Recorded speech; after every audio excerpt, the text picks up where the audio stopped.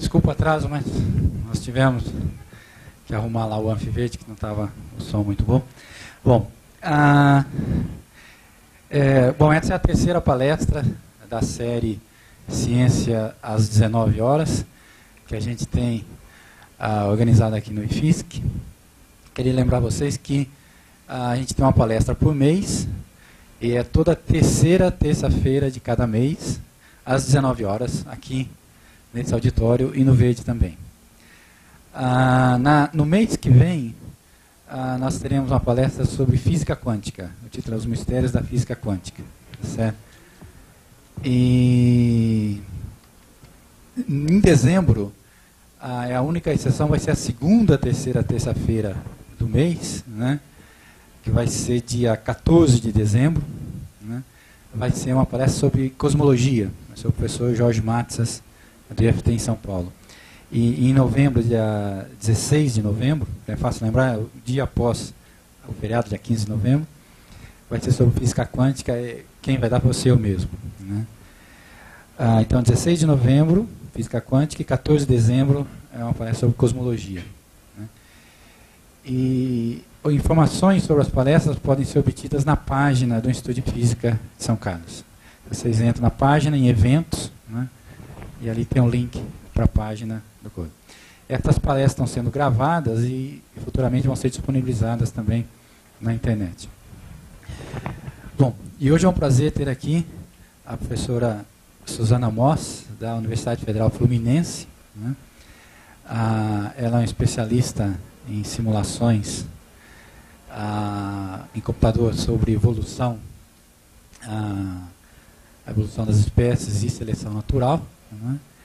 E hoje ela vai contar para a gente as ideias básicas sobre a evolução das espécies de Darwin, né, seleção natural, dando alguns exemplos, né, de como esse mecanismo funciona, que é uma das ideias, talvez a ideia mais importante em ciências atualmente, né, e com implicações em muitas áreas, não só da biologia, como outras áreas da ciência também.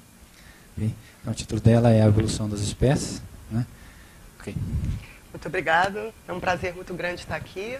Espero que eu consiga, enfim, atender aqui as expectativas, porque eu não vou falar exatamente das simulações, porque isso eu acho que tomaria muito tempo para que eu pudesse explicar.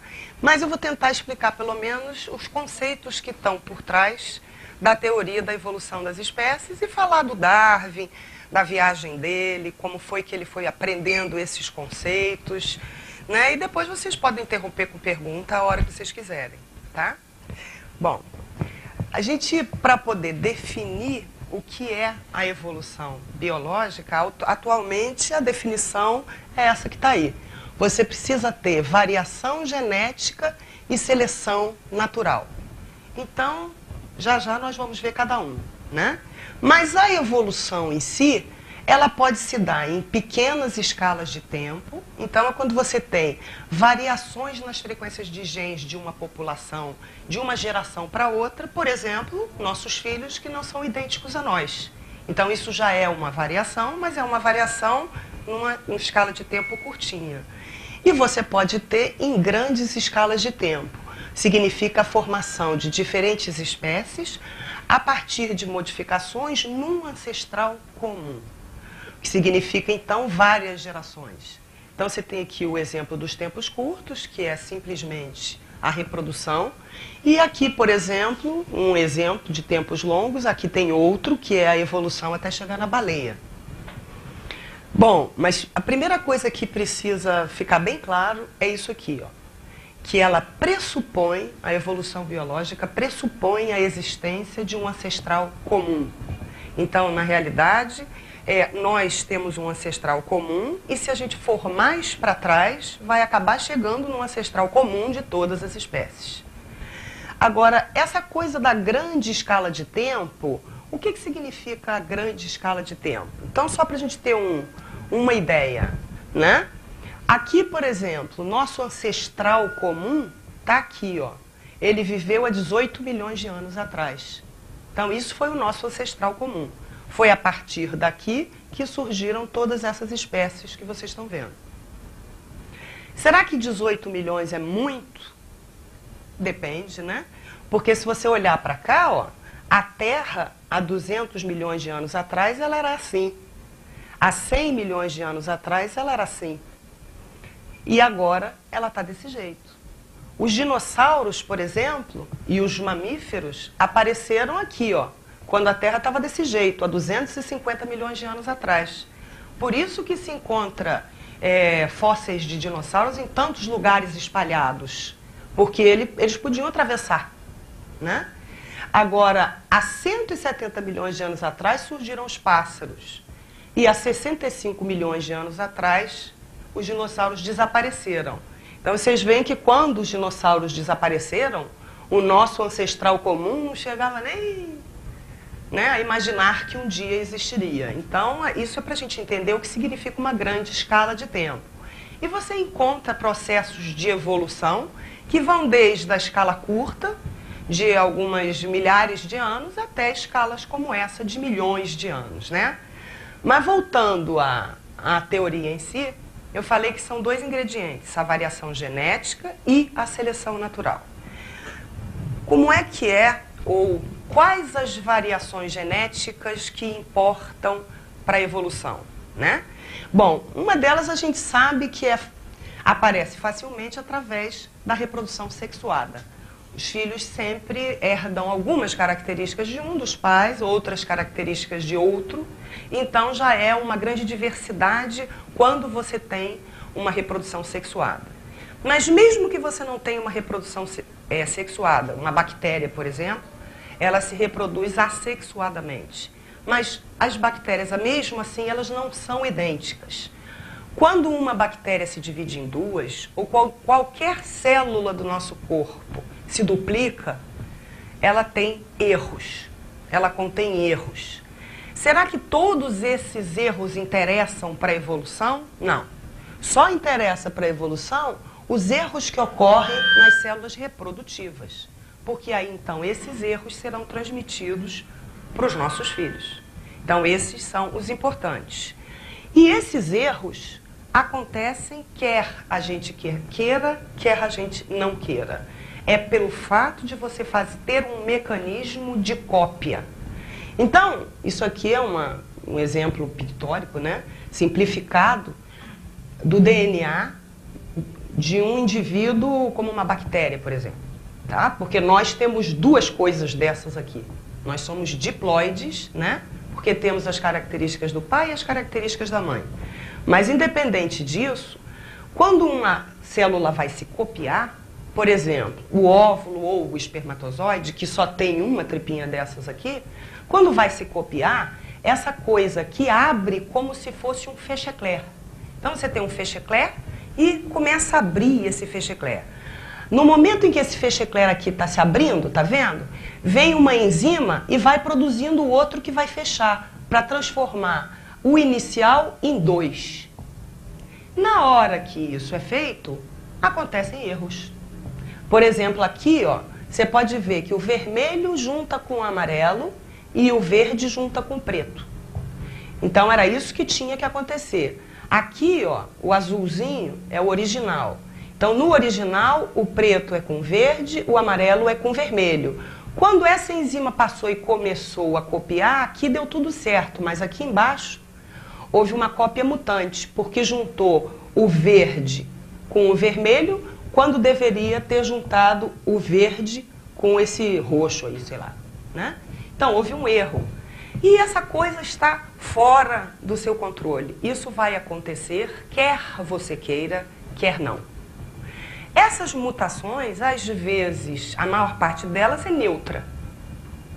Não vai fazer muita diferença.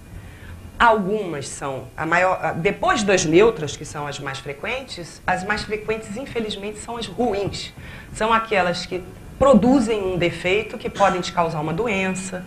E algumas delas são boas. Por exemplo, pode corrigir uma doença que foi transmitida para você, que seria transmitida para você por um dos seus pais, por exemplo. Pode corrigir um defeito. Ou pode ser uma mutação que venha a dar bons resultados. E toda a teoria da seleção natural está baseada nisso. você ter a variabilidade, e essa variabilidade alguém vai ter que dizer, isso é bom, isso é ruim. Quem vai fazer isso vai ser a seleção natural. Então a variabilidade está nisso aí, no fato de você ter mutações que são inevitáveis e são aleatórias. Agora você tem um mecanismo que seleciona. Ele permite que algumas continuem numa população e que outras desapareçam. Então vamos ver se a gente entende isso. Bom, a teoria da seleção natural é também conhecida como a teoria de Darwin, né? Foi a ideia que partiu dele. E você pode resumir dizendo que ela corresponde à sobrevivência dos indivíduos mais adaptados. Foi isso que o Darwin percebeu.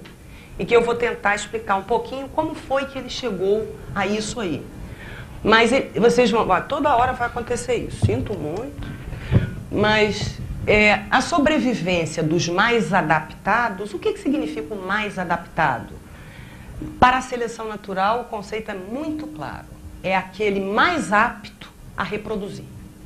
Essa é a característica importante para a natureza. Reproduzir, perpetuar a espécie. É só nisso que a seleção natural está interessada. Então, o que foi que o Darwin percebeu? Ele percebeu que havia diversidade. Os indivíduos de uma espécie não são iguais e as espécies entre elas mesmas são diferentes umas das outras. Então, existe a diversidade. E existem diferentes sucessos reprodutivos. Por exemplo, vamos imaginar essa situação aqui, em que você tem uma população de besouros que tem besouro verde e besouro marrom misturado, tá bom? Então aqui eu tenho um casal de besouros verdes, um casal de besouros marrons e os filhotinhos. Só que o besouro verde chama a atenção desse passarinho aqui. Então esse passarinho gosta de comer o verde. Ele enxerga melhor o verde brilha mais. Então o passarinho começa a comer o verde. Ora, o que vai acontecer? Como você tem hereditariedade, você vai acabar tendo mais filhotes marrons. E, eventualmente, você pode acabar com a população toda marrom. Por quê? Porque esse traço é essa característica, é mais vantajosa para a reprodução. Porque o besouro marrom não chama a atenção do passarinho. Então, o passarinho comendo o besourinho verde, o besourinho verde pode acabar desaparecendo da população, ao invés de desaparecer o marrom que domina a população. E você tem sempre que lembrar que existe uma competição. É difícil a gente entender o papel da competição, mas a competição entre as espécies e nos indivíduos de uma espécie, nos animais que estão numa floresta, por exemplo, é uma coisa violenta, né? Uma competição muito grande. Então você tem que disputar comida, por exemplo. Tudo isso conta na seleção natural. Aquele que se der melhor e conseguir reproduzir é aquele que tem a boa característica, a característica que perpetua a espécie. E essa é toda a base da teoria da evolução. Agora, será que uma situação como essa aqui, em que a cor marrom, ela acaba dominando, porque o passarinho come o verde, é a única forma de você acabar com uma população marrom? Não. Você tem alguns mecanismos que fazem parte da evolução, além desse.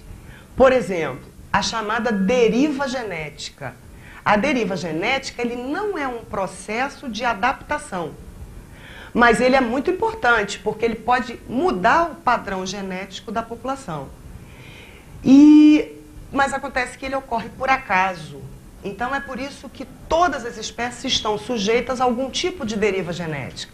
Então imagina a situação em que você tem aquela mesma coisa dos besouros, mas aí vem o indivíduo, pisa nos únicos besourinhos verdes que tinham lá.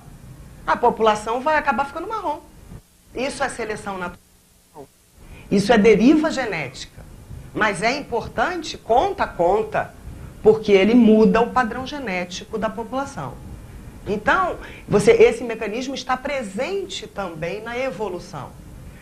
Uma outra coisa que está presente na evolução é, por exemplo, migração. É claro, você vai ter um fluxo de genes. Imagina que a população era toda marrom aqui, toda verde aqui, e você leva uma parte para cá. Ora, se eles puderem acasalar, você vai acabar tendo uma população com verdes e marrons. Não é verdade?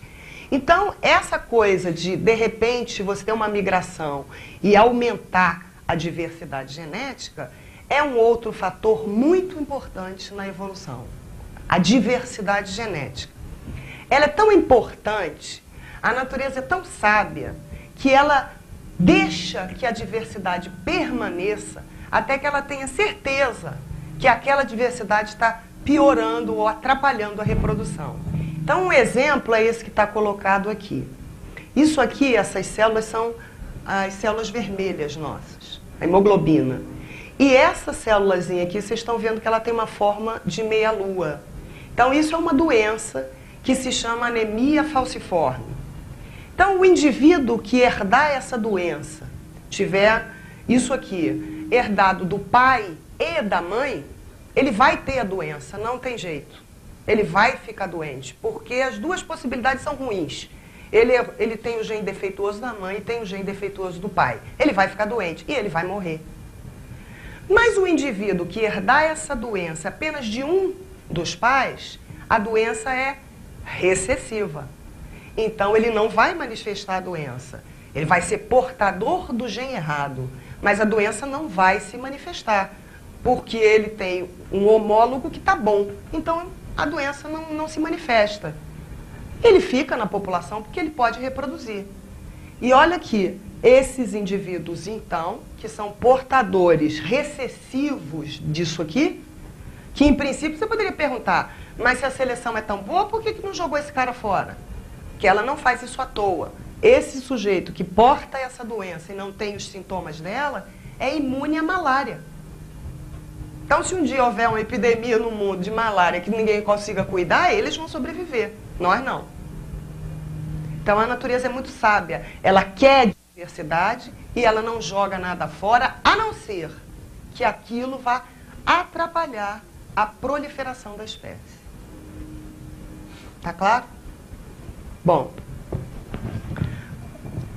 eu vou dar alguns exemplos aqui de adaptação, que é a mesma coisa que dizer exemplos de seleção natural, para ver se essa coisa fica mais clara. Por exemplo, olha, isso aqui é um inseto. Vocês podem imaginar a vantagem que é para um inseto acabar evoluindo para uma capa como essa? Ele não está carregando uma folha, não. Ele é assim. Bom, provavelmente como foi que isso aconteceu? O primeiro inseto não era assim. Mas ele sofreu uma mutação, primeiro filhote com a mutação tinha pintas verdes. Esse já se escondeu um pouco melhor dos predadores. Bom, o filho dele, que também tinha manchas verdes, escondeu também. E as manchas verdes vão aumentando por sucessivas mutações, até que você chega a uma situação como essa. Uma outra situação, por exemplo, é essa aqui. Essa aqui é uma cobra coral, e essa aqui não é uma cobra coral. Mas ela acabou ficando com as mesmas cores da cobra coral, né? Imagina a vantagem que não é para ela parecer venenosa quando não é. Ela já espanta metade dos predadores. Mas será que a evolução caminha sempre nessa direção? Será que é sempre a da perfeição? Não, não é.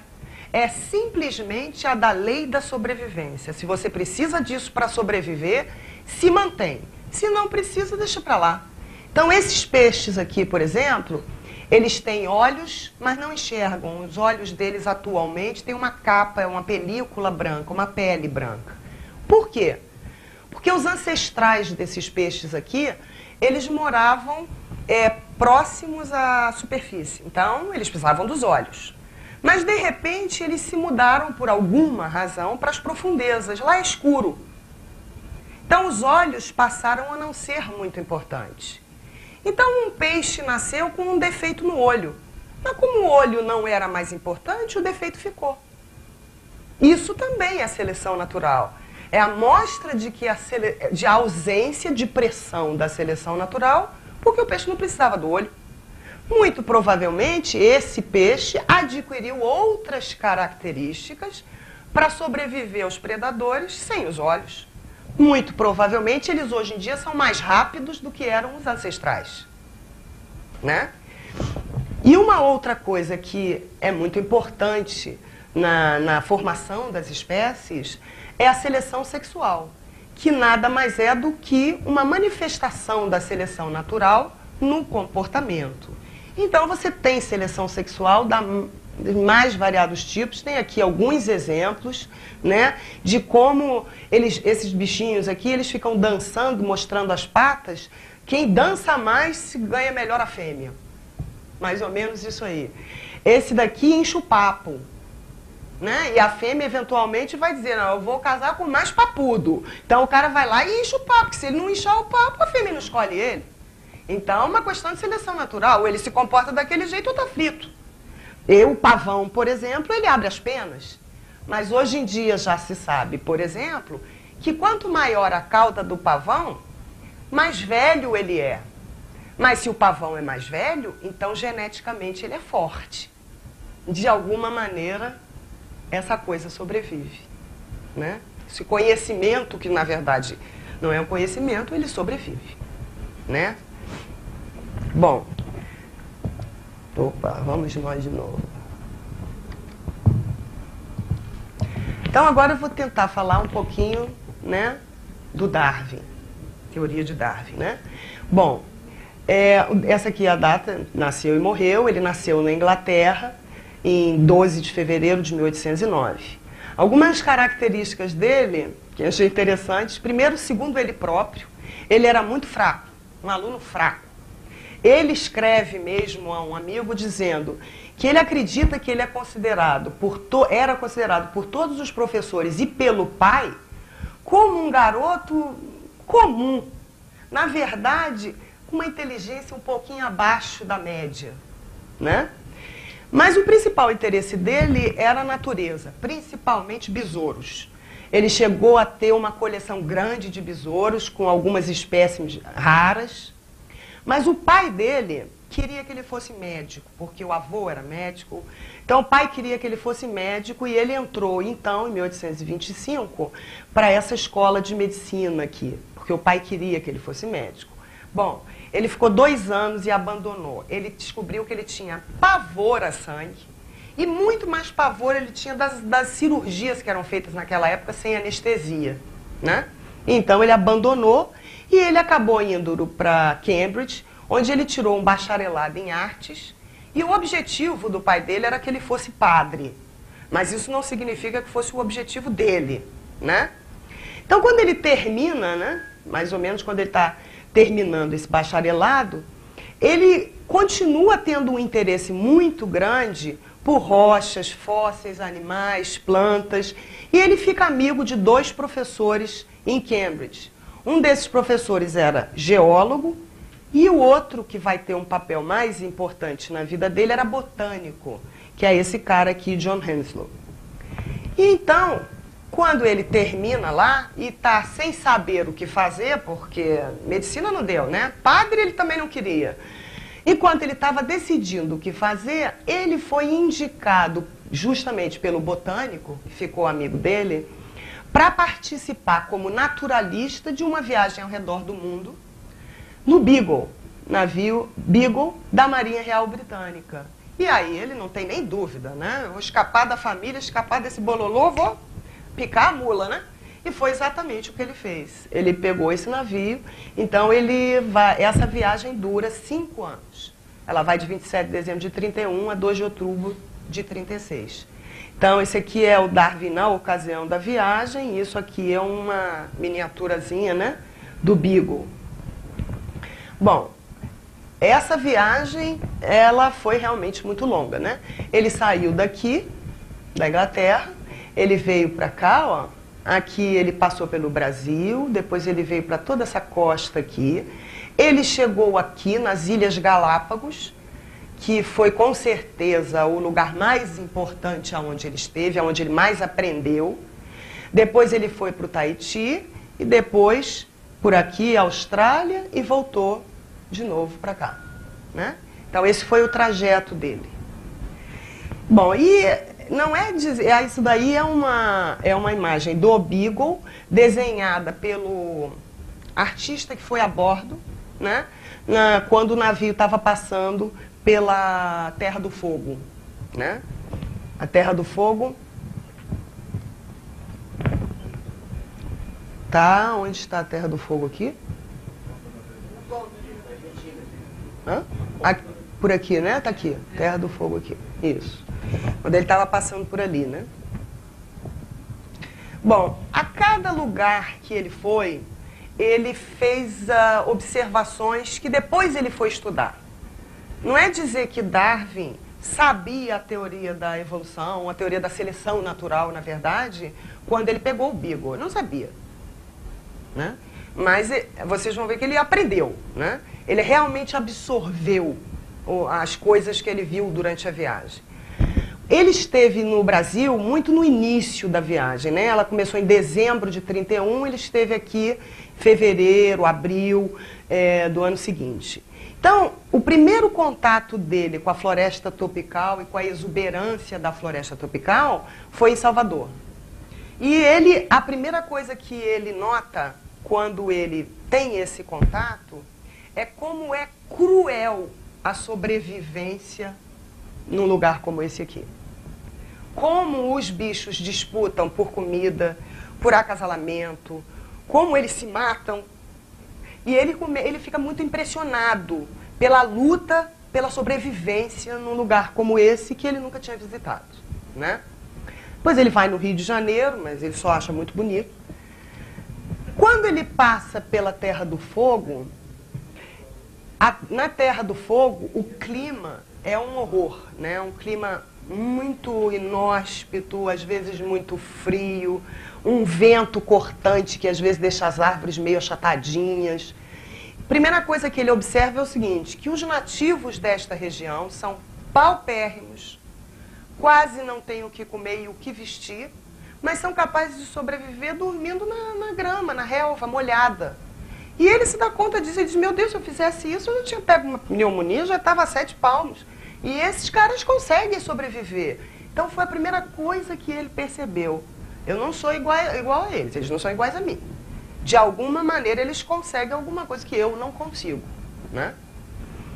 Continuando, quando ele passou pelo Chile, aquela costa toda, primeiro ele fica muito impressionado com a altura das escarpas na região, a altura disso aqui, né?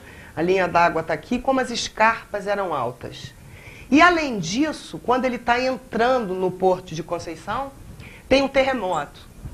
E aí ele observa, depois que o terremoto passa, ele observa que uma parcela próxima, né, aqui a linha d'água, sobe um pouquinho, né?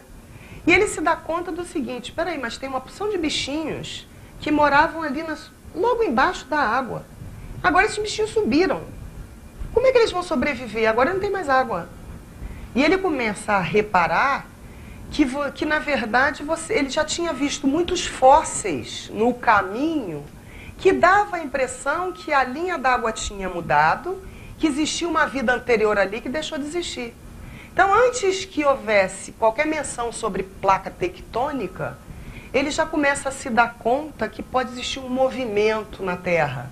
E começa a se perguntar essas coisas todas, né? Se existia este movimento, por que não existe também o mesmo tipo de coisa acontecendo conosco, com os nossos organismos? E começa a se fazer perguntas desse tipo, né? E mais que isso, ele conjectura que se essas mudanças drásticas no meio ambiente, se elas causariam ou teriam qualquer relação com a variação das espécies. Então ele começa a fazer essas perguntas para ele mesmo. Não tinha na cabeça que é claro que tudo isso vai acontecer e que uma pequena mutação, por exemplo, numa situação catastrófica, né, acontece uma mudança de clima, mudança de comida. Se você tiver uma ligeira vantagem em relação aos outros, você vai se dar bem. E numa situação catastrófica como essa, isso é imprescindível.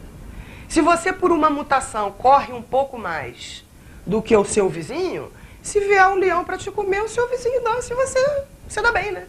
Então foram as coisas que ela começou a perceber, coisas simples, né? Que significa a adaptação, significa ter uma vantagem mínima. Mas aquela vantagem mínima, depois de muito, muito tempo, virou uma vantagem enorme, espalhou pela população toda, né? Mas ele começa a perceber isso muito devagarinho, né? E, finalmente, então, ele vai parar nas Ilhas Galápagos, isso já em 1835, já se passaram aí 4 anos, né? As Ilhas Galápagos estão aqui, essa coisinha pequenininha aqui, está ampliada aqui, esse conjunto de ilhas que está aqui, né? A primeira coisa que impressionou ele de forma extraordinária foi que nessa região, nessas ilhas aí, ele descobriu espécies que ele nunca tinha visto. Nunca. Ele ficou de boca aberta, que pudesse existir espécies que ele desconhecia, né? Então, isso foi uma das coisas que deixou ele intrigadíssimo, né? E depois tem passagens engraçadas, essas tartarugas eram imensas. Ele ficou impressionado que os nativos eram capazes de distinguir a tartaruga de uma ilha da tartaruga da outra ilha, quem morava lá, né? E elas eram muito grandes, as iguanas também, então a tripulação do navio, fazia cavalinho na tartaruga, cavalinho na iguana. Acho que ele se divertiu um pouco também, né? Mas o que mais chamou a atenção dele nessa situação todinha foram esses passarinhos que vocês estão vendo aí. Esses passarinhos são chamados de tentilhões, em português, né? E são conhecidos como Darwin Finches, que é a tradução para o inglês.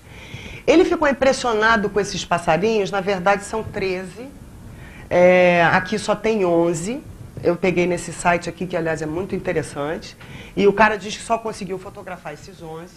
O Darwin achava que eram 16 espécies, na verdade são 13. Mas o que deixou ele tão impressionado? Deixou ele impressionado é que o bico de cada passarinho desse, de cada uma dessas espécies, é apropriado a uma comida diferente. Então é extremamente sofisticado, no sentido de que a forma do bico vai ser adaptada exatamente àquilo que o bichinho vai comer. Então, uma coisa mais ou menos como essa aqui, ó.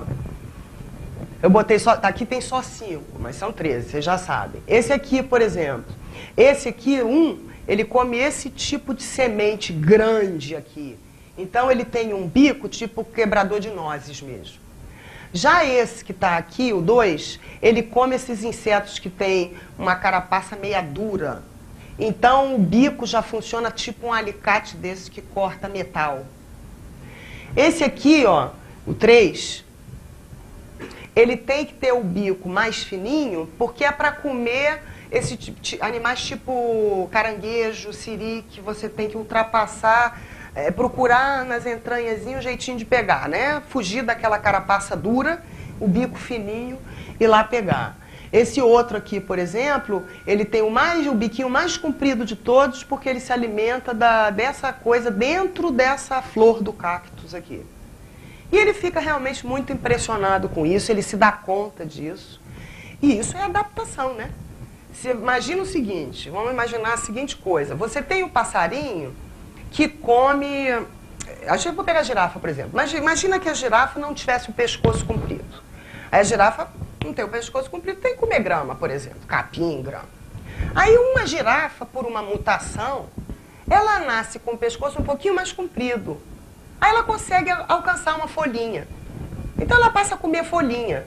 Então enquanto todas as girafas estão se matando para comer a relvinha, ela está comendo a folhinha. É claro que isso é uma grande vantagem para ela. Então o filho dela, ela vai ter filhos. Ela não vai ter que disputar, ela vai viver bastante, vai reproduzir bastante.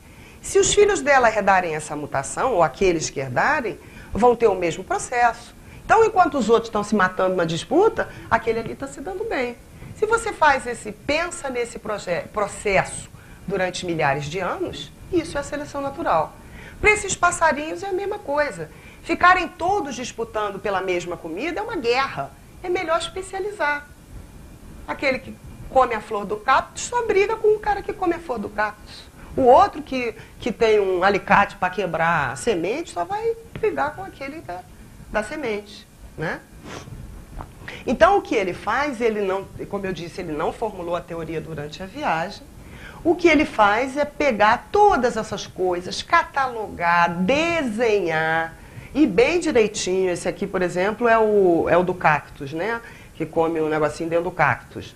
Ele desenhava, mandava os espécimes de volta para a Inglaterra, para Londres, deixava guardadinho lá, e é o material que ele vai analisar depois. E foi onde ele mais coletou informações que ele processou mais tarde, né? Então, como é que a gente pode compreender esse processo da especiação nessas ilhas, por exemplo? Né? Então, olha só. Primeiro, você não tinha passarinho nessas ilhas. Aí, alguns passarinhos conseguem ir do continente para uma das ilhas. Bom, então o passarinho vai ficar lá, ele vai crescer, vai se reproduzir e vai ter que se adaptar ao local. Né? Então, ele vai ter o processo de seleção natural ali para se adaptar ao local. Dependendo da comida que tem ali, ele vai ter que adquirir características ao longo das gerações, né? Que o tornem mais apto a sobreviver aqui. E tem a deriva genética, que eu esqueci de colocar aqui, mas tem também, que é aquele acaso que vai acontecer sempre, né? Mas, junto a essas duas coisas, eles se adaptam aqui. Aí, alguns conseguem voltar para outra ilha que estava antes. Mas acontece que aqui o ambiente era diferente. Então, os tentilhões, gradualmente, eles vão se adaptar ao ambiente da nova ilha. Vai ter uma nova deriva genética com seleção natural, né? Então, dessa ilha migraram alguns para cá, houve uma nova adaptação. Está aqui.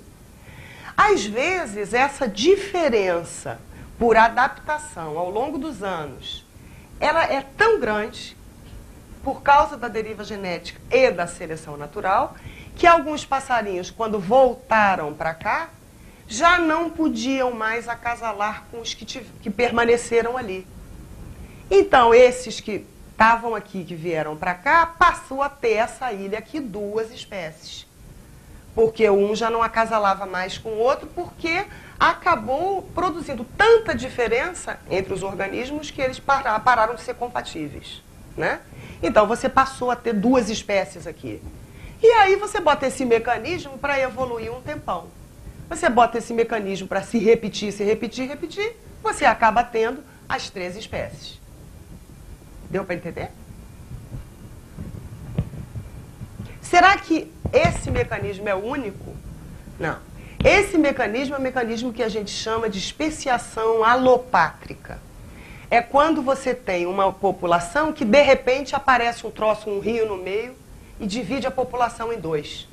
Repara que eu dividi a população em 2 aqui, a metade de cá já não pode acasalar com a metade de cá nem que ela queira. Não é verdade? E o processo na ilha é difícil também. Não era muito fácil voar de uma ilha para outra, não. Então, eles passavam muito tempo numa ilha até que alguém conseguisse chegar na outra. Então, é quase a mesma coisa que isso aqui. Tem uma separação geográfica entre 2 metades da população. Então, esses esquilos aqui, por exemplo, acabaram se transformando em 2 espécies diferentes. Esse aqui é o Grand Canyon. Então, essa especiação, em que você não tem o acasalamento de uma população que se divide em 2 por algum acidente geográfico, né, é chamada de especiação alopátrica e a gente consegue entender. Ela precisa da deriva genética e da seleção natural, e muito tempo. Muito tempo. Mas nem sempre a especiação demora tanto tempo assim. Você tem processos rápidos de especiação e você tem processos em que não tem nada separando. Então, essa é a chamada especiação simpátrica, em que os peixinhos, por exemplo, são um exemplo disso, né? 2 populações se formam e uma não acasala com a outra sem que haja nenhuma barreira impedindo este acasalamento. Então, isso foi muito observado nos lagos da Nicarágua, nos lagos da África do Sul. Então, esses 2 peixes aqui raramente são vistos juntos. E o original era esse aqui. E esse aqui já foi uma nova espécie que veio dessa aqui. E raramente eles são vistos juntos por isso, porque eles deixaram de acasalar. Mas e aí como é que acontece isso? E essa é rápida. Essa não precisa de muito tempo. Essa eu não tenho que ficar esperando que a população fique desenvolvendo uma porção de tempo, as suas diferenças por causa da seleção natural. Então, essa especiação aqui, por exemplo, ela é muito discutida hoje em dia, quais os mecanismos que você consegue para ter esse tipo de especiação, em que uma população acaba se dividindo em duas metades que não acasalam mais, portanto se transformam em duas espécies distintas. As simulações que nós fizemos lá na física, elas mostram, no grupo de física que eu trabalho, elas mostraram, por exemplo, que se você tiver competição por comida num ambiente que varia, e uma preferência sexual por fenótipos extremos, por exemplo, você pode conseguir uma coisa como essa, uma especiação rápida. Então, esse ingrediente, por exemplo, é um ingrediente que te permite isso. O que significa competição por comida num ambiente variável? Por exemplo, num ambiente em que você está no lago, de repente, por algum fator desses, de clima e etc., a água do lago esquenta um pouquinho. Quando a água do lago esquenta um pouco, o tipo de comida do peixe vai mudar. Porque aquele plâncton que estava dentro da água do qual o peixe se alimenta vai mudar. Então, na hora que isso acontece, se você tiver a seleção sexual também na jogada, por exemplo, por fenótipos extremos, o peixe, vamos dizer, mais listrado, o mais preto, ele quer casar com o mais preto. O mais branco quer casar com o mais branco. Você bota esse ingrediente aí, você consegue uma especiação rápida. Aí vem a pergunta, mas é artificial isso? Será que isso não... Acho que não. Porque, por exemplo... Você tem ideia da escala de tempo das duas especiações? Olha, a especiação parapátrica, em geral, ela leva muitos milhares de anos, para não dizer milhões. A simpátrica pode acontecer em 20 mil anos, ou até muito menos, porque parece que agora, esse pessoal que observa esses peixes na Nicarágua, eles estão conseguindo achar modificações num espaço de 10 anos. Eles estão observando, neste momento, uma especiação em escala curtíssima de tempo, que foi o que levou a gente a tentar ver qual seria o mecanismo, né? Mas a pergunta é, quer dizer, esse mecanismo, ele existe na natureza? Ele existe, esse mecanismo aqui, ó, da preferência sexual por fenótipos extremos, existe e é muito conhecido.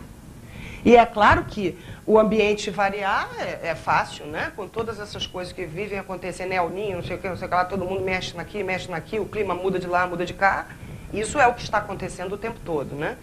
E essa coisa da preferência sexual por fenótipos extremos dá origem a novas espécies, isso já é conhecido há muito tempo.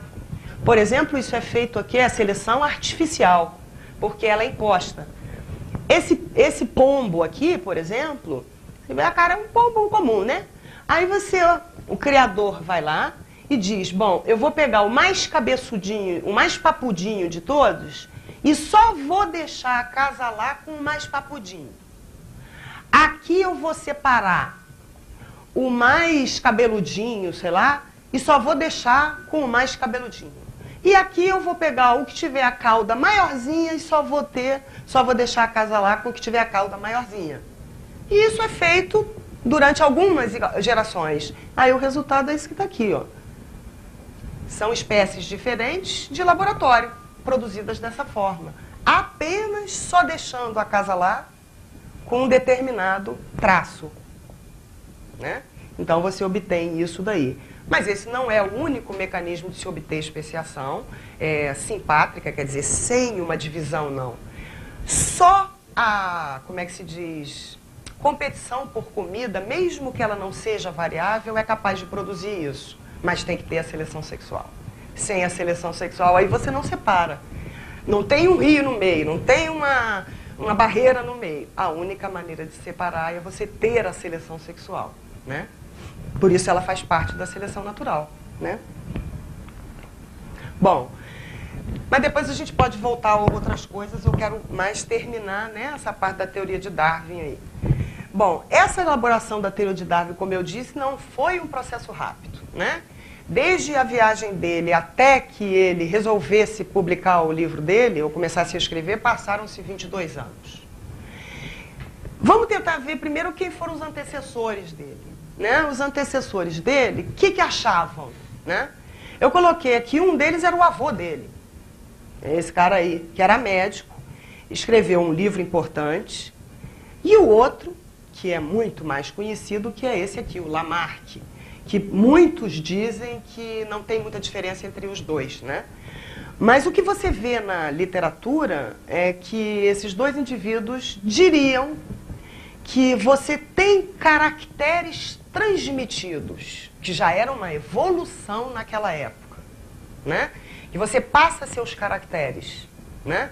Porque naquela época o pensamento vigente era o pensamento religioso, da imutabilidade das espécies.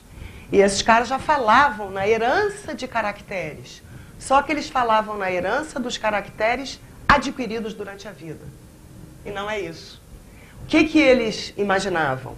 Que se a girafa esticasse bastante o pescoço, ela ia ficar com o pescoço mais comprido durante a vida. Que nem o carinha que faz musculação. Ele vai ficar durante a vida. Mas isso não significa que ele tiver um filho, o filho vai nascer assim, né? Porque, na verdade, naquela época não se sabia do genoma, não se sabia de código genético, não se sabia de nada disso. E há muita gente que acha que, na verdade, as ideias primordiais de Lamarck já tinha. E que não era bem verdade que ele dissesse isso, não. Mas uma coisa é certa, ele não fez um trabalho tão extenso como Darwin. Ele não conseguiu formular uma teoria da maneira como Darwin conseguiu, né? Mas essa questão, se ele realmente se encaixa aqui na teoria do uso e do desuso, quer dizer, a girafa usa muito o pescoço cresce e depois ela, com o pescoço comprido, passa para o filho, não pode. Porque essa coisa tem que ser no código genético, né? É meio debatável isso aí, mas de qualquer maneira ele foi extremamente importante, né? Mas aí então o Darwin, ele passa mais de 20 anos juntando e pesquisando minuciosamente esse material que ele colheu durante a viagem. E foi ao longo desses anos que ele formulou a teoria da seleção natural e tomou consciência da repercussão que as ideias teriam nos preceitos religiosos que apregoavam a imutabilidade das espécies, né? Porque naquela época não era brincadeira mexer com isso, né? Mexer com a igreja. E ele ficou de bobeira, né? Tentando ter muita certeza daquilo tudo. De repente, em 1858, ele recebe uma carta de um jovem naturalista, que é o Wallace. Talvez vocês já tenham lido. O rapaz era jovem e ele fez um esboço das observações que ele, o Wallace, tirou de um arquipélago por aqui, o arquipélago malaio. E o Darwin, então, que estava há 22 anos trabalhando na teoria, fica muito surpreso e escreve a um amigo dele. Ele, o Wallace, não poderia ter feito o resumo melhor do meu trabalho desenvolvido nos últimos 22 anos. Quer dizer que o rapaz novinho vai lá e apresenta um resumo de tudo aquilo que ele levou 22 anos para concluir. Aí eles acabam chegando a um acordo e fazem uma apresentação conjunta da teoria na Sociedade Linneana de Londres, né? Então eles apresentam, um apresenta o seu próprio, o outro apresenta o seu próprio, mas foi ao mesmo tempo, no mesmo dia, né? E ele acaba publicando o livro em 1959, A Origem das Espécies por Meio da Seleção Natural. Ele começou a escrever em 56, publicou em 99, mas a origem de tudo isso foi a viagem no Beagle, né? Começou em 31. Essa daqui é a esposa dele, ele casou com essa Emma Darwin em 1839, ela era extremamente religiosa, ele teve 10 filhos com ela. Foi aqui que ele é religiosa, mas não era boba, né? Foi aqui que ele escreveu o livro dele, só que foi no interior, lá numa cidadezinha de interior da Inglaterra, e essa aqui é a capa, né, do livro dele. Bom, agora será que ele... O que é que ele não sabia? O que o Darwin não sabia? E com certeza não sabia mesmo. Como é que as características eram transmitidas de pais para filho? Porque não há... Da mesma maneira que Lamarck também não. O Darwin também não. né? Por isso que eu coloquei lá no princípio que a única coisa que ele se deu conta é que havia uma hereditariedade. Havia diversidade, havia seleção natural e havia, né? Havia diversidade, seleção natural e hereditariedade. Mas não sabia como. Nunca soube explicar, nem poderia, coitado. Quem foi o pai disso aí? Bom, o pai disso aí, pai da genética moderna, foi o Mendel. E você vê que eles, na verdade, foram mais ou menos contemporâneos, né? Mas o que o Mendel fez? Ele publicou em 1866 um livro muito importante. Ele passou 8 anos fazendo cruzamento de ervilha, plantinhas, dentro de um laboratório, e olhando as características da plantinha que nascia. Então, ele foi o primeiro que realmente percebeu o que eram caracteres recessivos e caracteres dominantes.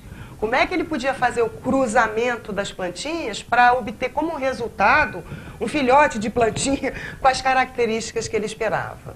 Mas o trabalho dele só começou a ser reconhecido em 1920, quando ele já tinha morrido.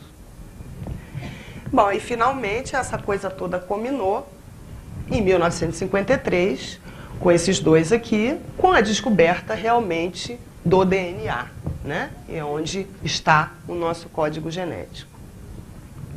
Quanto tempo aí eu tenho? Não tenho. Paro por aqui?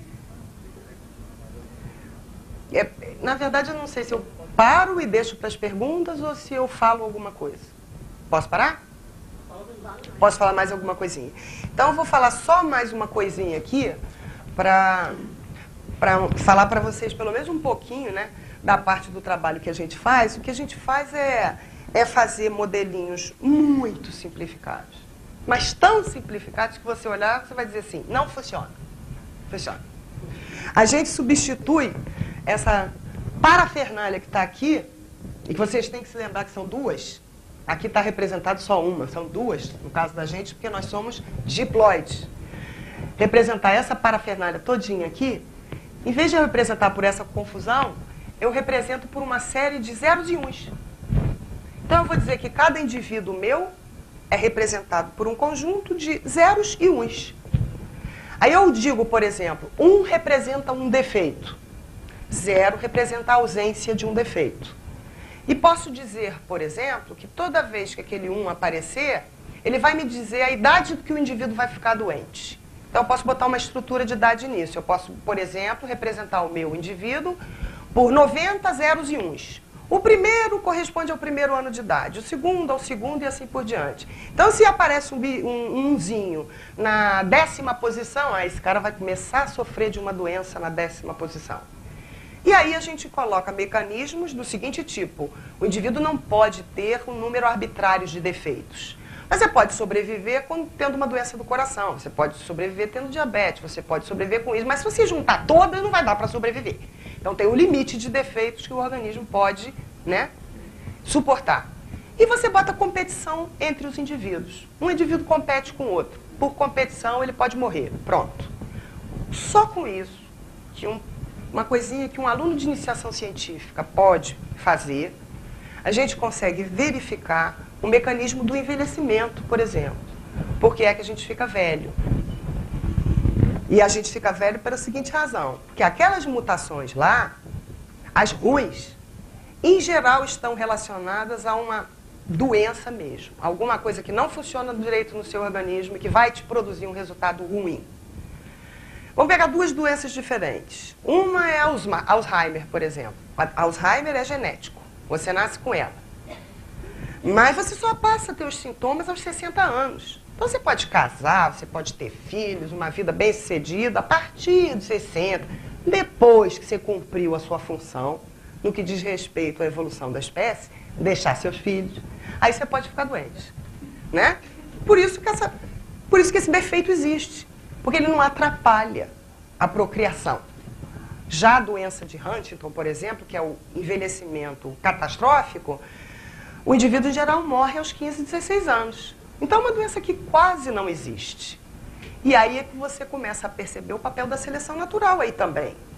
Essas doenças que você não tem como eliminar, Porque você não tem como eliminar a mutação. Ela existe e está lá. O que você faz com ela?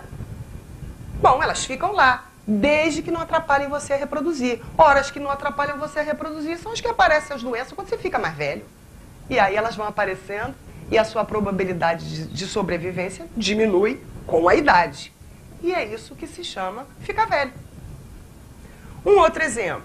Como é que a gente pode entender por que mulher entra na menopausa se a preservação da espécie tem sempre a mesma coisa? Ter filho, reproduzir, reproduzir. Por que a menopausa? Não é uma coisa absurda? Não. A menopausa também é um processo adaptativo. E ela não existe em todas as espécies. Ela existe naquelas espécies cujos filhotes não podem sobreviver até uma certa idade se não estiverem ao lado da mãe. Um exemplo, chimpanzé. O chimpanzé passa 2 anos agarrado no pelo da macaca. Ele é capaz de ir daqui e ali e volta correndo. Ele só começa a se libertar da mãe a partir dos 2 anos. Se a mãe dele morrer, tá frito, tá morto, né? Aí, mas os animais envelhecem como a gente. Então, cada vez que o animal vai ter filho, tem um risco de parto, não é verdade? Que vai aumentando com a idade, porque o seu organismo vai perdendo uma série de capacidades por causa daquelas mutações erradas lá que começam a mostrar seus efeitos. Agora imagina, a macaca morre e deixa o filhinho.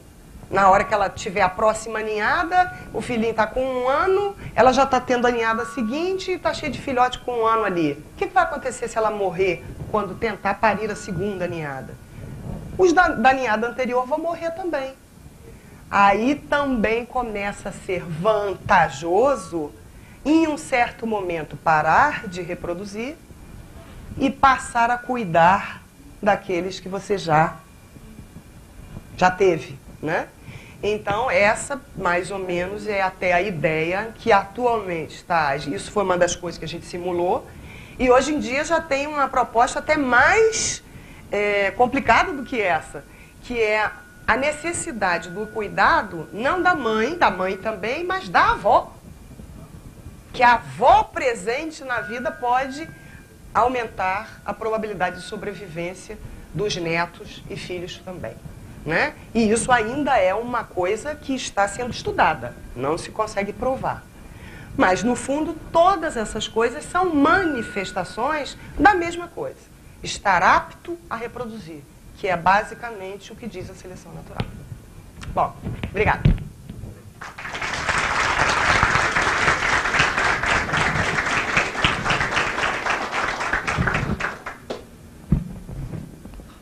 Ok.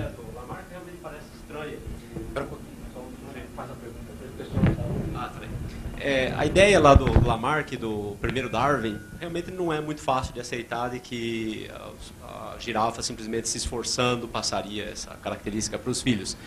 No entanto, a frase uso e desuso dele lembra situações em que o ambiente pode forçar alguma coisa no código genético. Não, mas aí que está. Talvez... Pode ser até, mas veja só, ela era colocada num contexto, Lamarck eu não sei. Mas o do avô do Darwin, com certeza. Ela é colocada num contexto tal que realmente, se você adquirisse, por exemplo, você ficar doente do fígado. Se você tivesse um filho doente, na hora que você estivesse doente do fígado, aí o seu filho ia ficar doente do fígado também. Não é assim que funciona. Porque aquele peixinho lá que desenvolveu aquele problema no olho, lá, de alguma forma foi o ambiente que forçou. O ambiente, claro. Então não é só uma questão de mutação, dá a impressão que tem uma espécie de o ambiente contexto para a coisa acontecer. É claro, o ambiente é fundamental para a teoria da especiação. Será que eles não pensavam num tipo de coisa assim quando falavam uso e desuso? Olha, eu nunca entrei... Uma espécie de coisa externa agindo no... Aparentemente, no que diz respeito ao avô do Darwin, não. Lamarck... como eu te disse, é uma figura controvertida, né? Se você for procurar na internet, a maior parte das vezes você vai ver ele dizer que ele achava que a característica adquirida durante a vida era passada. Mas tem muitos autores que têm essa dúvida. Professora, por gentileza, quando a senhora falou do mal de Alzheimer e de outras doenças, na mesma explicação que a professora fez tão bem, um tumor, um câncer, tem vários nomes. Por exemplo, leiomioma. É um tipo de mioma, são vários miomas. também na mesma explicação que a senhora teceu aí, também o câncer poderia se pensar nisso, a ligação nesse pensamento, de se passar isso e de se ter tantos tumores e até, às vezes, tumores raros? Eu vou confessar para você que eu não sei. Né? Eu não entendo nada de câncer. Né? O máximo que eu posso dizer para você é que eu entendo o seguinte: se você vai ter um câncer que só vai se manifestar tardiamente na sua vida, e ele vem de um gene defeituoso, então com certeza ele vai estar na população com uma frequência muito maior do que aquele que se manifestaria cedo. Já vem de lá de trás? Já vem de muito tempo. Quem vai ter ou... Não, isso eu não sei. Isso eu não faço, acho que não. Sabe por quê? Porque tem uma coisa que é muito importante compreender. Hoje em dia se fala muito do seguinte: foi desvendado o código genético. Foi desvendado coisíssima nenhuma. O código genético é uma montanha de letrinhas. Hoje em dia se sabe todas as letrinhas quais são. Agora, ainda não se sabe quais dessas letrinhas formam palavras. E o que tem significado são as palavras. Você imagina um livro que não tem ponto nem separação entre as palavras. Tudo é corrido, né? Tudo é corrido. Você tem que separar palavra por palavra, que são os genes.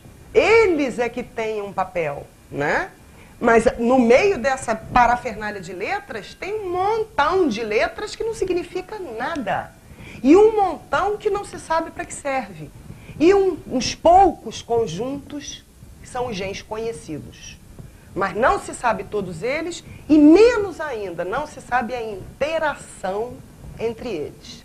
Então é por isso que mexer nessas coisas tem que ser feito de uma forma muito criteriosa, muito bem entendida, porque a natureza é uma coisa que levou milhões de anos para chegar onde chegou. Então nós também não podemos imaginar que, de repente, podemos interferir com tudo. Mas longe de mim dizer que sou contra experiências assim ou assado. Tudo que se faz em pesquisa, que possa vir melhorar a vida das pessoas, é válido. Desde que seja feito com humildade, com ética e com critério, né?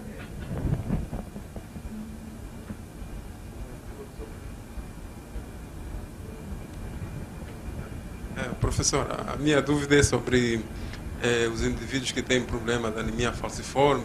No caso, parece que existem dois grupos, heterocigoto e homocigoto.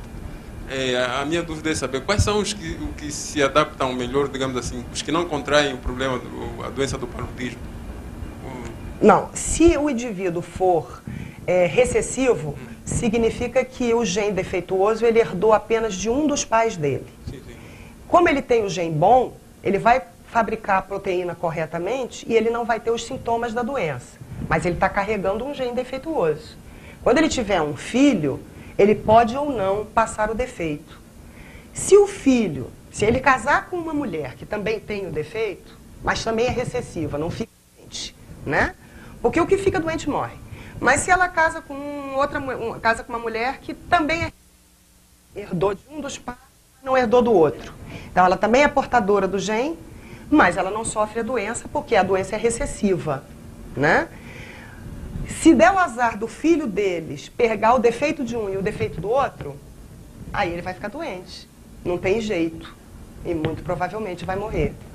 Mas o indivíduo que porta a doença com ele, mas ela é recessiva, porque ele tem uma outra maneira de fabricar a mesma proteína corretamente, aí ele não vai ficar doente. E, além disso, ele é imune à malária.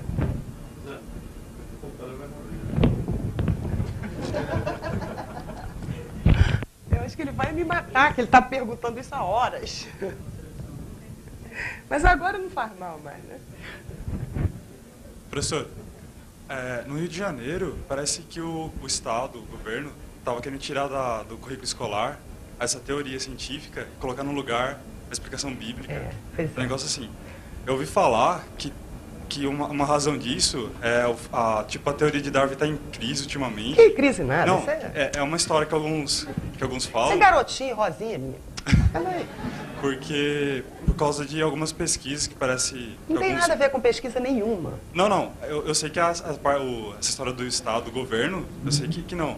Mas tem alguns cientistas que tem tipo uma teoria, acho que pelas pesquisas, que a evolução, em alguns estágios, acontece em saltos, assim.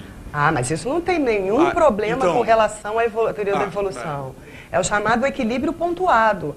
É a maneira como essa evolução pode se dar, né?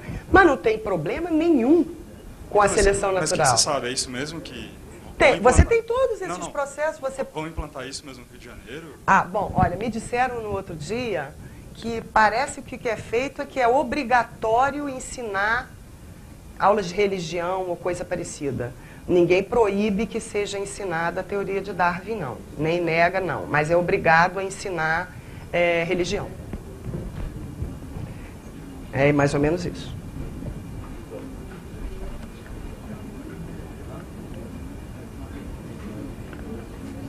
Você mostrou um exemplo, né, dos peixes que tem aquela especiação por preferência sexual, né?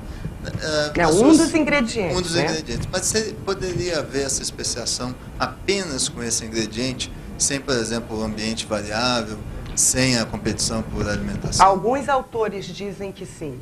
Alguns autores dizem que seria possível, mas o que eu tenho lido dos artigos que esses autores colocam, porque você observa que são dois ingredientes. É a competição por comida, quer a comida varia ou não varia, é uma competição por comida, e a seleção sexual. Tem alguns autores que dizem, não precisa da seleção sexual. Mas aí quando você vai ver, na hora da seleção sexual, eles colocam uma disputa. Uma disputa de morte entre os machos. Aí você já está colocando a competição também. Uma competição de uma forma diferente da competição que é apenas chegar e dizer, eu prefiro esse aqui, esse é meu. Outra coisa é o macho se matar. Então ele diz que o único ingrediente é a seleção sexual, mas na verdade os artigos que eu tenho lido sempre tem algum ingrediente a mais, e este ingrediente a mais é competição. Pode não ser por comida, mas é competição. Agora, continua sendo um tema totalmente atual. Se você pegar grandes revistas como a Nature, por exemplo, você vai encontrar a cada 2 ou 3 meses pelo menos um. Se não encontrar todo mês, até mais de um. É um atrás do outro, porque essas coisas não é um consenso absoluto dos detalhes dos mecanismos, né? Eu, particularmente, acho que não. Eu ainda não vi, ainda não consegui fazer no computador isso funcionar. Eu ainda não consegui uma especiação simpátrica em que eu não pusesse a competição por comida também. Pode ser que daqui a um ano eu tenha mudado de ideia. Sim, a especiação simpátrica, ela sofre restrição quanto à espécie, complexidade da espécie. Sim, espécie mais complexa só pode ocorrer especiação? Olha, eu realmente acho que em princípio sim, mas eu não posso te responder isso com segurança e acho que ninguém em princípio pode, porque como eu estou te falando, isso é uma coisa nova. Os mecanismos e modelos ainda estão sendo discutidos. Os biólogos ainda se engalfinham sobre qual tem... Eu sou física, não preciso me preocupar. Mas eles se engalfinham para saber qual deles tem um modelo melhor. Qual deles apresenta um ingrediente melhor. E às vezes estão fazendo exatamente a mesma coisa e dizendo que um fez diferente do outro. Então é uma coisa altamente discutida. E ela é bastante recente. A descoberta deste tipo de processo é muito recente. Ele não foi observado tão largamente assim. Eu diria que a observação mais concreta foi em peixes.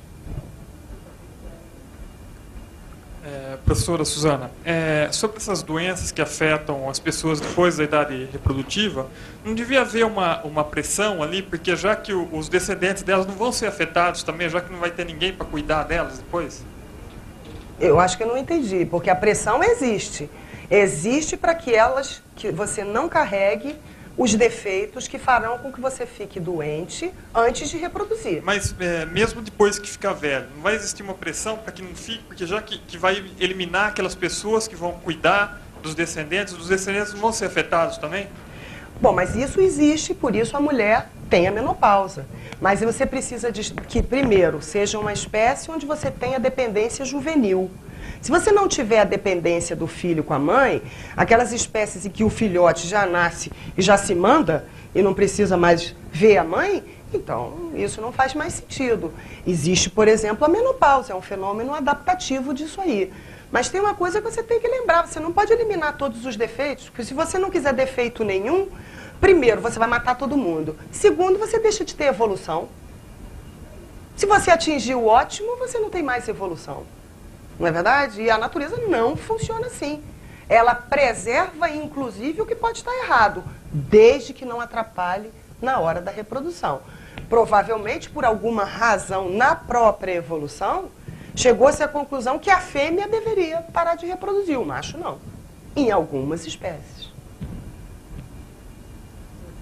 Professora, se eu desconsiderar a especiação simpátrica, eu posso afirmar, então, que todo isolamento reprodutivo é uma consequência do isolamento geográfico?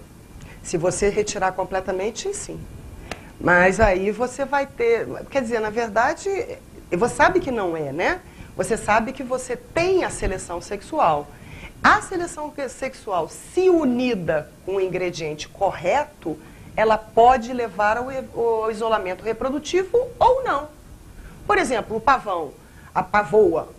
A pavoa vai lá selecionar, eu quero o pavão da cauda mais comprida, né? Mas não é especiação isso, ela escolhe o pavão da cauda mais comprida porque, de alguma maneira, os ancestrais dela faziam isso e de alguma maneira está embutido lá que o pavão de cauda mais comprida é melhor. Geneticamente, é mais forte. Quanto mais velho ele fica, mais forte ele é. Né? Mas, com certeza, o isolamento geográfico produz especiação. Professora, eu gostaria de saber como que é feita a coleta dos dados para a simulação computacional e que tipo de organismos são muito complexos ou são muito simples? Não tem coleta de dados nenhuma. Eu vou lá e invento meus indivíduos. Isso que eu estou te falando, é bem simplificado. Eu vou dizer, olha, eu tenho uma população com 1 milhão de indivíduos. Cada um desses indivíduos aí eu vou representar por zerinhos e uns. Eu não estou fazendo isso específico para uma espécie ou para outra. Estou fazendo isso com o objetivo de entender uma coisa menos microscópica. Qual o mecanismo que leva a você a ficar velho? Qual o mecanismo que leva uma espécie a se desdobrar em duas? Entendeu? Mas uma coisa muito geral. Eu nunca fiz nada detalhado, porque se eu quiser fazer uma coisa mais específica, aí eu talvez já não consiga mais ficar representando meus indivíduos por um conjunto de zeros e uns, né? Eu vou ter que fazer uma coisa mais elaborada. Aí eu acho que é melhor os geneticistas e os biólogos fazerem. Ok. Se alguém na outra sala quiser fazer alguma pergunta, infelizmente teria que vir aqui nesse auditório para fazer a pergunta. Tá? Professor, bom, o moço anterior meio que roubou a minha pergunta. Então, quer dizer que vocês fazem uma matriz de dados, 0 e 1, mas não para cada indivíduo, senão... Para cada indivíduo. Tá, mas cada indivíduo é representado ou por um 0 ou por um 1. Não, cada indivíduo é representado por um conjunto de zeros e uns. Tá. É dizer que vocês não levam em conta o fator ambiental. Unicamente... Pode levar. Pode levar. Você pode botar na hora da competição, que eu falei que existe uma competição, você pode botar o fator ambiental. Tá, então... Para a especiação, ele é fundamental. Os zeros e 1 não representam bases. Não, os zeros e uns são uma simplificação do que poderiam representar as bases. Na verdade, meus zeros e uns é como já fossem os genes. Certo. E mesmo assim eu reduzo, em vez de representar todos os genes, eu vou representar só os que eu quero. Por exemplo, aqueles que se relacionam com as doenças e aqueles que se relacionam com alguma característica do fenótipo, tamanho, cor. Se eu quiser representar cor, eu já preciso botar mais zeros e uns. Um conjunto para a idade, um conjunto de zeros e uns para o tamanho, um conjunto de zeros e uns para a cor. Tá. Isso já foi aplicado? Já. Essas são as simulações que a gente faz. Tá. Simulações virtuais. Agora, com alguma população? Não, real não, porque uma população não real não é feita de um conjunto de zeros e uns, né? Não, tem aquele DNA complicadíssimo. Tá. É outra pergunta aqui?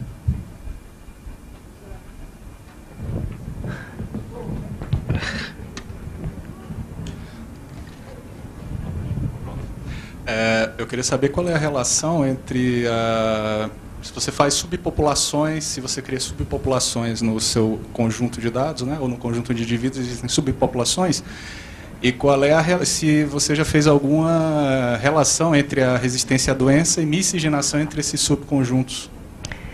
Bom, de uma forma indireta já, né? De uma forma indireta já, a gente já viu essa coisa da miscigenação, a importância dela, não exatamente da forma como você está falando. Eu não começo dividindo a população, ainda não trabalhei desta forma, em duas desde o princípio. Em geral, eu estou querendo saber como é que uma se transforma em duas, né? Mas você pode verificar o seguinte, você pode, na simulação, você pode permitir que o acasalamento seja feito sempre entre o mesmo par e, eventualmente, permitir que um dos dois tenha uma relação extraconjugal, por exemplo. Isso é exatamente o cara que teve a ideia desse modelo inicialmente, que a gente já aprimorou muito, que é o Tadeu Pena, ele viu isso. Então você deixa que de vez em quando um dos dois dá uma pulada de cerca. Aí você deixa isso acontecer. E você vai lá medir depois a qualidade genética. E você verifica que aqueles que são filhos da pulada de cerca, em geral, acabam sendo melhores, por causa da diversidade. Em geral, a diversidade é melhor na natureza. Dando sequência... Desculpe, mas é assim, mas com o meu marido não funciona. Dando sequência a isso aí, o Stephen Jay Gould, numa entrevista, ele estava dizendo que se o atual deslocamento entre populações no globo continuar daqui a 60 mil anos, mais ou menos, eu não tenho certeza da escala, o pool genético da humanidade vai ser praticamente o mesmo, né? Aí se isso aumenta a qualidade, nas suas palavras, se isso aumenta a qualidade genética da população, se a gente vai ser mais resistente. Daqui a 60 mil anos é provável que a humanidade seja mais resistente a doenças. Eu acho muito difícil você chegar a ter um pool genético completamente uniforme. Eu acho que você não vai ter isso nunca. Se você reparar, você vai ver, por exemplo, que o indivíduo que mora na África, em geral, tem a pele escura. O indivíduo que mora na Suécia é branco feito leite. E tem uma razão de ser para isso. O sol esquenta mais na África que na Suécia. Isso a gente não vai mudar. Mas, baseado até no que você acabou de dizer, e no que o Stephen Jay Gould também declarou, ele dizia assim, que o homem é o mais viajante e sensual dos primatas, né? Então, 60 mil anos não é um tempo tão grande assim, levando em conta a idade da espécie. E, bom, tem que somar isso tecnologia, então... Eu realmente, daqui a 60 mil anos, se o homem vai viajar muito, o que vai acontecer, eu realmente não sou assim capaz continuar a atual taxa de deslocamento de prever, né? Mas uma coisa sempre vai existir. Você sempre vai ter as mutações, você sempre vai ter os mais adaptados e os menos adaptados. Alguém já andou simulando isso? Do quê? Esse tipo de deslocamento entre populações, misturas genéticas entre populações? Com certeza que sim. Isso se faz até com linguagem, para você descobrir como você passou a ter tantas línguas diferentes no mundo, como que uma língua morre e outra nasce. Isso é muito feito. Oi? Por favor. Hoje vemos na natureza que existem muitos animais parecidos, semelhantes aos dinossauros, só diferentes em tamanho. A teoria da evolução não explicaria a extinção dos dinossauros em vez de uma explosão? Tem gente que acredita que sim. Tem gente que diz que não há necessidade. O Perbach, que era um físico, inclusive, que agora morreu, ele já morreu, ele tem um modelo muito interessante e que, na opinião dele, você não precisaria de ter nenhum tipo de catástrofe, como um meteoro, para que os dinossauros se extinguissem. Ele tem um modelo que exatamente o equilíbrio pontuado vem desse modelo aí, que também tem seleção natural, é a mesma coisa, não tem nada contra a seleção natural. E eles apregoava isso, que não havia necessidade da existência, e é verdade, você tem espécies surgindo, espécies aparecendo a toda hora, sem que você tenha que ter nenhum grande cataclisma. O problema é que parece que o buraco deixado está lá, né?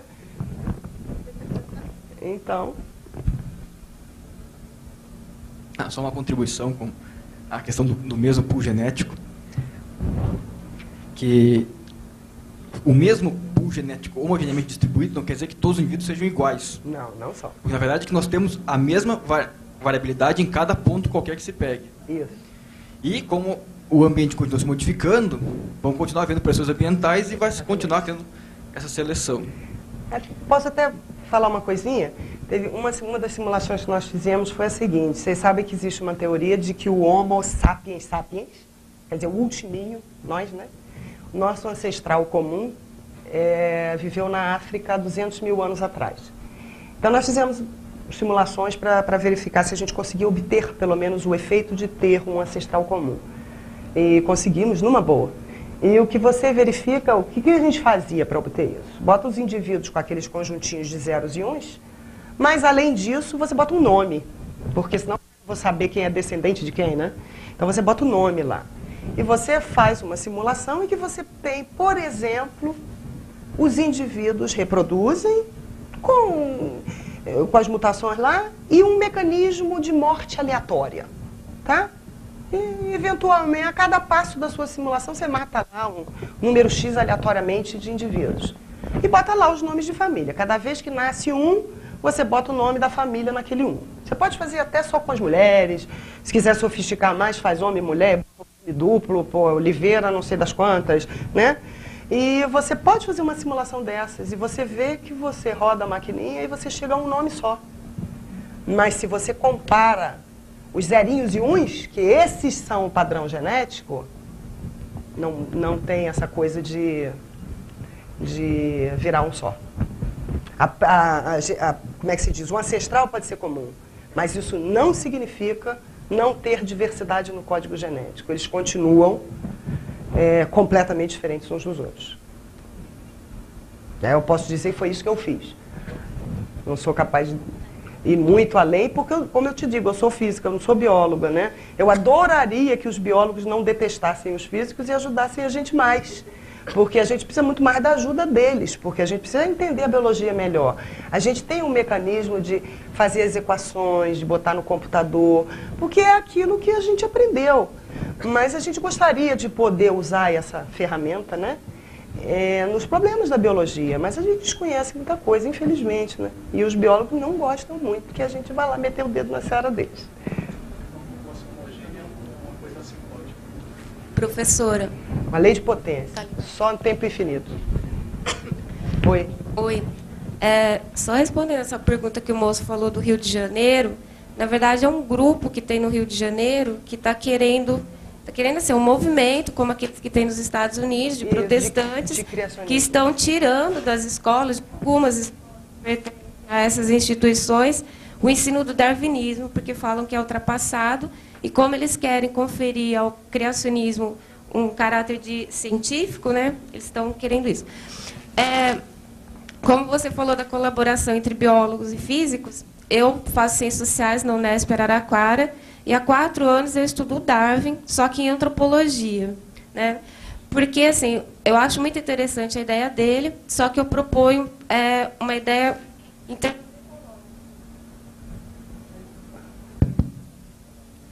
Porque é o seguinte, existe... Uma ideia o quê?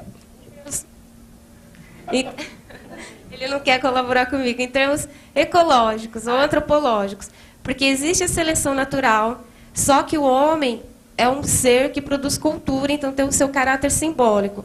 Então, nem todas as espécies que se extinguem, elas são extintas pela seleção natural. Muito pelo contrário, hoje em dia a gente tem uma grande quantidade de espécies que estão sendo extintas por causa das ações humanas. Com certeza, é a deriva genética. Então, né? Só que aí, assim, né, o homem, por exemplo, se prolifera cada vez mais, apesar das doenças e tudo mais. A estimativa para os próximos milênios é de não sei quantos bilhões de pessoas no mundo todo, né? A minha proposta na antropologia é fazer com que esse homem volte o seu olhar para a natureza também, né? Porque, tudo bem, existe a seleção natural, né? Que a gente conhece, que o Darwin falou. A seleção natural pressupõe a existência de uma natureza. Se acabar com ela... Então, mas é isso que nós estamos caminhando para isso, né? Porque Se você lê o Eduardo Wilson ou tantos outros sociobiólogos, a previsão deles é de que até o final desse século, metade das espécies animais e vegetais de todo o planeta estejam extintas, né? Então, as previsões são catastróficas, e fora as mudanças climáticas e tudo mais. Então, fora a seleção natural, existe também esse fator importante, que é a questão do ser humano, né? Daí bastante... Mas isso é uma intervenção, né? Porque uma coisa é aquela coisa que acontece por acaso, que é a chamada deriva genética. Cai um meteoro em cima da cabeça do bicho, mas não tem jeito, né? Agora, outra coisa é você realmente ir lá na natureza, no meio ambiente, numa comida que os bichos comem, poluir, sujar. Aí, obviamente, que você está destruindo.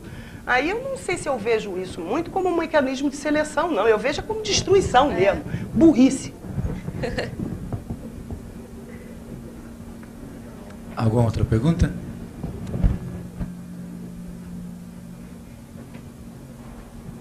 Ok. Bom, se não tiver mais pergunta, então, vamos agradecer essa palestra. Oi! Sobrou. Último minuto.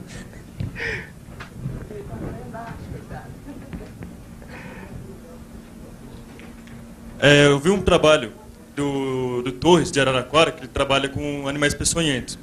Ele fez um mestrado que, se jogar um veneno no ambiente, por exemplo, se jogar aqui no meio, o pessoal do meio que pegou o veneno grosso vai morrer.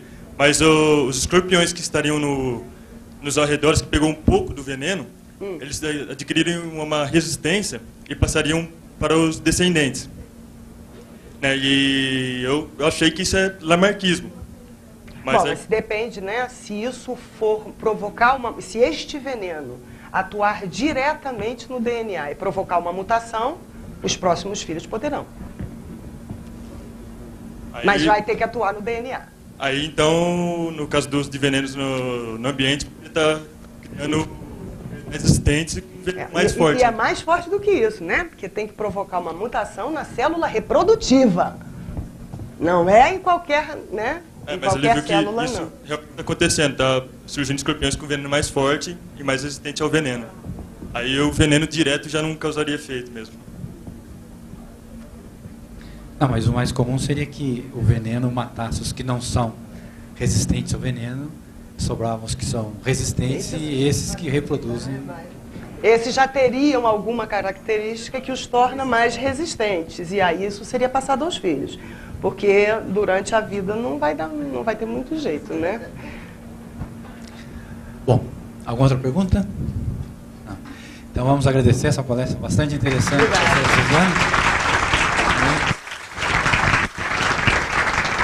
Eu gostaria de lembrar a vocês que no próximo mês, dia 16 de novembro, nós teremos uma palestra sobre física quântica, e em dezembro, dia 14 de dezembro, a palestra sobre cosmologia. Okay? E informações vocês podem encontrar na página do Instituto de Física. Muito obrigado.